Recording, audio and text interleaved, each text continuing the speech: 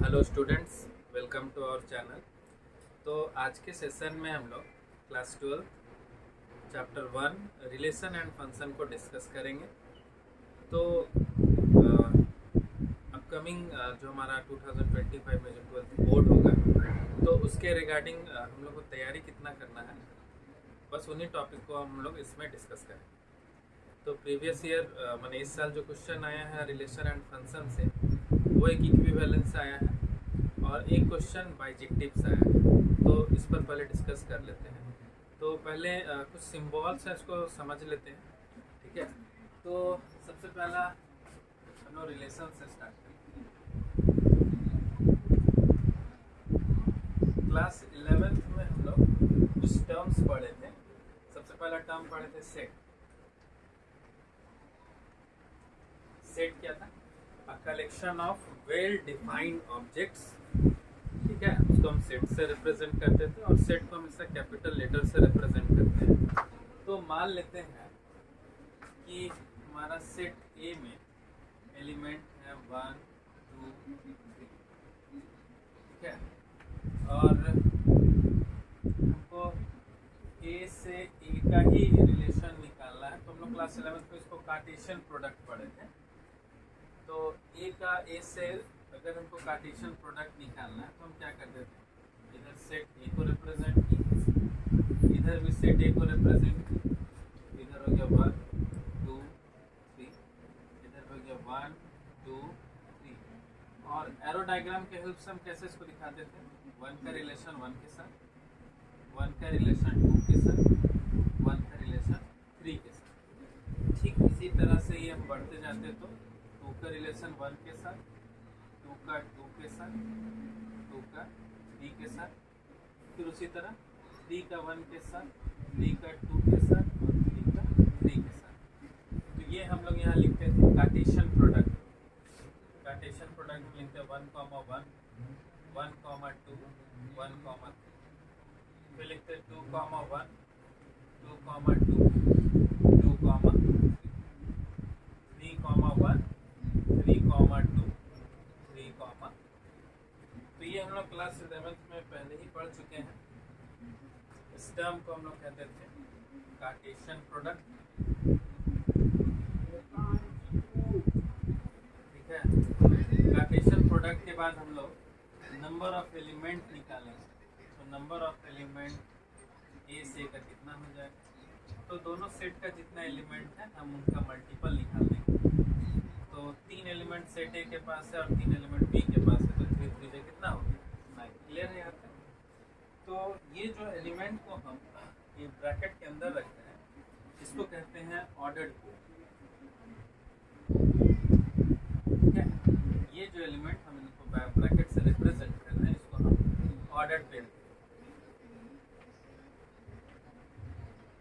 अच्छा, एक चीज़ और ध्यान रखिएगा कि जो एलिमेंट है उसको हम कर्ली ब्रैकेट से रिप्रेजेंट करेंगे, ठीक है। तो ये रिलेशन में बेसिकली क्या हुआ कि सेट ए का जितना एलिमेंट था हम उसको सेट दूसरा वाला सेट जो हम ए ही कंसीडर किए हैं, ए का रिलेशन ए के साथ ही हम डिफाइन। ये तो हम लोग अपने 11th क्लास में पढ़ चुके थे। अभी जो हम लोग को पढ़ना है क्लास 12 में वो है इक्विवेलेंस, ठीक है। ये इक्विवेलेंस क्या होता है? तो जब भी कोई क्वेश्चन हम लोग इक्विवेलेंस प्रूव करने के लिए दें तो उसमें 3 क्राइटेरिया सेटिस्फाई करना चाहिए, ठीक है। सबसे पहला है रिफ्लेक्सिव, दूसरा है सिमेट्रिक और तीसरा है ट्रांजिटिव।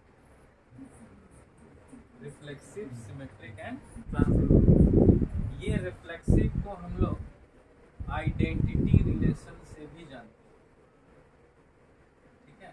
क्या होता है आइडेंटिटी रिलेशन? जैसे कि मान लेते हैं सेट ए में एलिमेंट है 1 2 3, आइडेंटिटी इसको रिलेट करते हैं जैसे आई कार्ड। तो हम लोग आई कार्ड में क्या होता है कि अगर मेरा आई कार्ड है तो उसमें मेरा ही नाम, मेरा ही फोटो है। इसका मतलब आइडेंटिटी रिलेशन हम वैसे रिलेशन को डिफाइन करेंगे जब सेम सेट का एलिमेंट का इमेज सेम होता है। जैसे कि 1 का रिलेशन 1 के ही साथ रहेगा, 2 का 2 के साथ और 3 का 3 के साथ। जब भी हम लोग को रिलेशन कुछ ऐसा डिफाइंड हो कि जो ऑब्जेक्ट है उसका इमेज भी सेम है, तो उसको कहेंगे आइडेंटिटी रिलेशन या फिर रिफ्लेक्सिव रिलेशन। ठीक है, जो ऑब्जेक्ट रहेगा इमेज भी सेम बनेगा तो उसको कहेंगे रिफ्लेक्सिव। अब आते हैं सिमेट्रिक के पास। सिमेट्रिक के लिए क्या है, अगर 1 रिलेटेड है 2 से तो 2 भी रिलेटेड होना चाहिए 1 से। अगर 2 रिलेटेड है 3 से तो 3 रिलेटेड होना चाहिए 2 से। अगर 1 रिलेटेड है 3 से तो 3 रिलेटेड होना चाहिए 1 से। अगर ऐसा रिलेशन कहीं पर दिखाई दे तो हम लोग इसको कहेंगे सिमेट्रिक। अब आ जाते हैं तीसरा रिलेशन ट्रांजिटिव में। ट्रांजिटिव में क्या है कि अगर 1 रिलेटेड है 2 से, 2 रिलेटेड है 3 से तो 1 रिलेटेड होना चाहिए, इसको हम कहेंगे ट्रांजिटिव। ठीक है, क्लियर है? तो ये एक बेसिक आइडिया हो गया रिफ्लेक्सिव, सिमेट्रिक और ट्रांजिटिव में हम लोग क्या डिफरेंस जाने। तो रिफ्लेक्सिव में जो ऑब्जेक्ट रहेगा उसका इमेज सेम रहेगा। सिमेट्रिक में अगर 1 रिलेटेड है 2 से तो 2 रिलेटेड होना चाहिए 1 से। 2 अगर 3 से रिलेटेड है तो 3 2 से होना चाहिए, और इस तरह से आगे बढ़ेंगे। ट्रांजिटिव में क्या है कि अगर 1 रिलेटेड है 2 से तो 2 रिलेटेड होना चाहिए 3 से, और 1 रिलेटेड होना चाहिए फिर 3 से। ठीक है, अब इसको एग्जाम्पल से कैसे समझ सकते हैं वो देखते हैं। जैसे मान लेते हैं हम लोग अपने जूनियर क्लासेस में पढ़े सिमेट्री। तो मान लेते हैं अगर एक सर्कल है, इसको हम 2 इक्वल पार्ट में डिवाइड करते हैं। तो अब हम किसी को ये हाफ पोर्शन दे या उधर वाला हाफ पोर्शन दे, दोनों का वैल्यू सेम। इसका मतलब 1 जो है वो, ये जो नाम मेजर किए 1 और 2, ये 1 जो है 2 के इक्वल है, इसका मतलब 2 वाला 1 के बराबर। ठीक है, ट्रांजिटिव में क्या है, मान लेते हैं एक ट्रायंगल। एक ट्रायंगल में 3 एंगल होंगे, 1 2 और 2। मान लेते हैं कि एंगल 1 एंगल 2 के बराबर है, और ये दिया हुआ है कि एंगल 2 एंगल 3 के बराबर है। अगर एंगल 1 एंगल 2 के बराबर है और एंगल 2 एंगल 3 के बराबर है तो हम लोग कह सकते हैं कि एंगल 1 जो होगा वो एंगल 3 के बराबर है। तो इसको क्या कहेंगे, ट्रांजिटिव। ये तो हो गया हम लोग को एग्जाम्पल से समझना। अब मेन इसमें जो फंडामेंटल टर्म्स है वो है प्रूफ, इसको कैसे करें। ठीक है, तो इसको प्रूफ करने के लिए हम लोग पहले रिफ्लेक्सिव से स्टार्ट करते हैं। रिफ्लेक्सिव में क्या है, let A belongs to set A. मतलब ये ए क्या हो गया, एलिमेंट है जो सेट ए से बिलोंग कर रहा है, और सेट ए में क्या है 1 2 3। तो जब भी रिफ्लेक्सिव रहेगा इसका मतलब ए कॉमा ए बिलोंग करेगा आर से। ठीक है, और सभी के लिए ए रिलेटेड होगा ए से। ये उल्टा ए का मतलब हो गया फॉर ऑल। ठीक है, अब आ जाते हैं सिमेट्रिक के पास।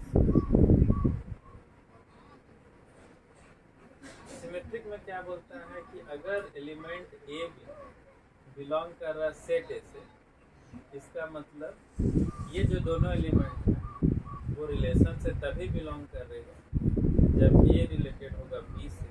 अगर ए बी से रिलेटेड होगा इसका मतलब बी भी ए से रिलेटेड होगा, और बी कॉमा ए भी बिलोंग करेगा रिलेशन से। ये हो गया सिमेट्री। ठीक है, ये लिखने का तरीका है। नेक्स्ट हो गया हमारा टर्म ट्रांजिटिव। तो ये ट्रांजिटिव को कैसे लिखेंगे कि अगर ए बी बिलोंग कर रहा है रिलेशन से, इसका मतलब ए रिलेटेड है बी से। अगर बी सी बिलोंग कर रहा है रिलेशन से, इसका मतलब बी रिलेटेड है सी से। तो ये दोनों इक्वेशन के हेल्प से हम लोग कह सकते हैं from equation 1 and 2, A related है बी से और बी रिलेटेड है सी से, इसका मतलब ए भी सी से रिलेटेड होगा। दिस इम्प्लीज ए सी जो होगा वो बिलोंग करेगा। तो ये जो है रिफ्लेक्सिव को लिखने का तरीका हो गया, ये सिमेट्रिक को लिखने का तरीका हो गया, और ये ट्रांजिटिव को लिखने का तरीका हो गया। तो इसको तब तक नोट डाउन आप कर लीजिए, और नेक्स्ट सेशन में हम लोग फंक्शन को शॉर्ट